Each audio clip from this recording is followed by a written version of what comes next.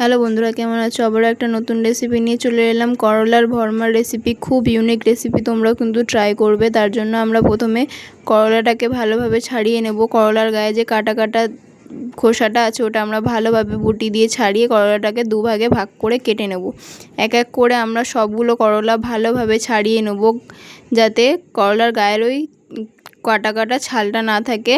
ছাড়িয়ে ভালোভাবে দুভাগ করে কেটে সেদ্ধ করে নেব। সেদ্ধ করে এদিকে আমরা দেখতে পাচ্ছ নাবিয়ে নিয়েছি। নাবিয়ে নেওয়ার পর করলার ভেতরে যে এটা থাকে অংশটা, ওটা আমরা বের করে নিচ্ছি।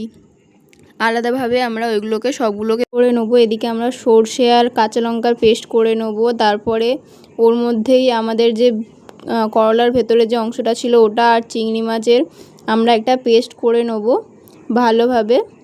এক এক করে আমরা অল্প অল্প করে সবগুলোর পেস্ট আমরা করে নেব। করে নেওয়ার পর ওই পেস্টের মধ্যে দিয়ে দেবো পরিমাণ মতো হলুদ, পরিমাণ মতো ধনে গুঁড়ো, পরিমাণ মতো দিয়ে দেবো জিরে গুঁড়ো, আর দিয়ে দেবো পরিমাণ মতো লঙ্কা গুঁড়ো।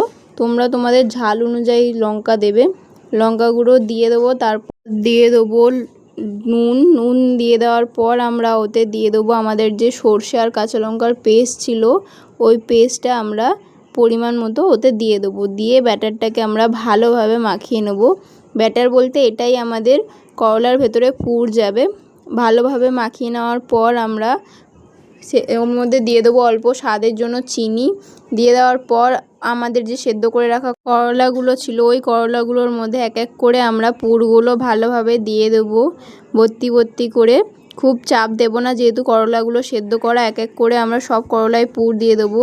তারপর এখানে আরও একটা ব্যাটার তৈরি করে নেবো আমরা। বেসন দিয়ে পরিমাণ মতো হলুদ গুঁড়ো, পরিমাণ মতো লঙ্কা গুঁড়ো, কালো জিরে, আর দিয়ে দেবো পরিমাণ মতো নুন দিয়ে আমরা অল্প অল্প করে জল দিয়ে ভালোভাবে আরও একটা আমরা ব্যাটার তৈরি করে নেব। খুব ঘনও করবো না, খুব পাতলাও করবো না, তাই জন্য আমরা একেবারে জল দিয়ে ব্যাটারটা করবো না, যাতে ব্যাটারটা ভালো মতো হয়। তাই জন্য আমরা অল্প অল্প করে জল দিয়ে ব্যাটারটা মেখে মেখে ভালোভাবে তৈরি করে নেব। আমরা আরেকটু সামান্য জল দিয়ে ভালোভাবে ব্যাটারটাকে তৈরি করে নেব। ব্যাটারটা তৈরি হয়ে গেলে লাস্টে ওতে একটু আমরা হিং দিয়ে ভালোভাবে ব্যাটারটা তৈরি করে নেব। তৈরি করে নেওয়ার পর আমরা এক এক করে আমাদের যে করলা পুর দিয়ে আমরা তৈরি করে রেখেছিলাম ওইগুলো ওই ব্যাটারটার মধ্যে চুবিয়ে চুবিয়ে এক এক করে কড়ার মধ্যে দিয়ে দেব। দিয়ে ভালোভাবে করলাগুলোকে ভেজে নেব। করলাগুলো ভাজা হয়ে আসলে ভালোভাবে আমরা করলাগুলোকে তুলে নেব।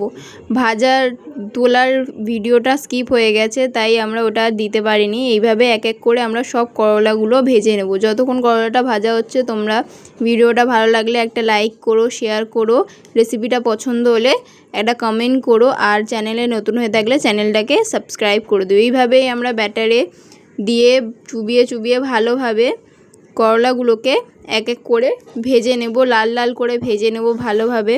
সবগুলো করলা আমাদের কিন্তু ভাজা হয়ে গেছে। এবার আমরা করলাগুলোকে তুলে নেব। তুলে নেওয়ার পর ওই তেলের মধ্যেই আমরা ফোড়ন দিয়ে দেবো কালো জিরে ফোড়ন দিয়ে দেওয়ার পর আমাদের যে করলার ব্যাটারটা আমরা করলাতে দিয়েছিলাম, মানে যে পুরটা দিয়েছিলাম, ওই পুরটাই এক্সট্রা যেটা থাকবে ওটাই আমরা দিয়ে দেবো। দিয়ে দেওয়ার পর ওতেই দিয়ে দেবো সর্ষে আর কাঁচা লঙ্কা যেটা পেস্ট ছিল ওটা দিয়ে ভালোভাবে নাড়তে থাকবো। ভালোভাবে নেড়ে ওতে দিয়ে দেবো পরিমাণ মতো হলুদ গুঁড়ো দিয়ে একটুখানি নেড়ে নেবো। নেড়ে নেওয়ার পর ওতেই আমরা কিন্তু আবার দিয়ে দেবো স্বাদ মতো নুন দিয়ে দেবো। স্বাদ মতো নুন দিয়ে দেওয়ার পর ভালোভাবে নেড়ে চেড়ে নেব।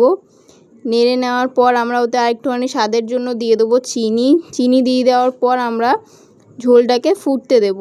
ঝোলটা কিন্তু ভালোভাবে ফুটে আসলে এবার আমাদের যে করলার যে বড়াটা আমরা তৈরি করেছিলাম, ওই বড়াটা আমরা ঝোলের মধ্যে দিয়ে দেবো। ঝোলে দিয়ে কিছুক্ষণ ফুটতে দিলেই আমাদের করলার ভর্মা তৈরি। খুব সুন্দর খেতে হয়েছিল। তোমরাও কিন্তু ট্রাই করে নিশ্চয়ই কমেন্টে জানাবে কেমন লাগলো।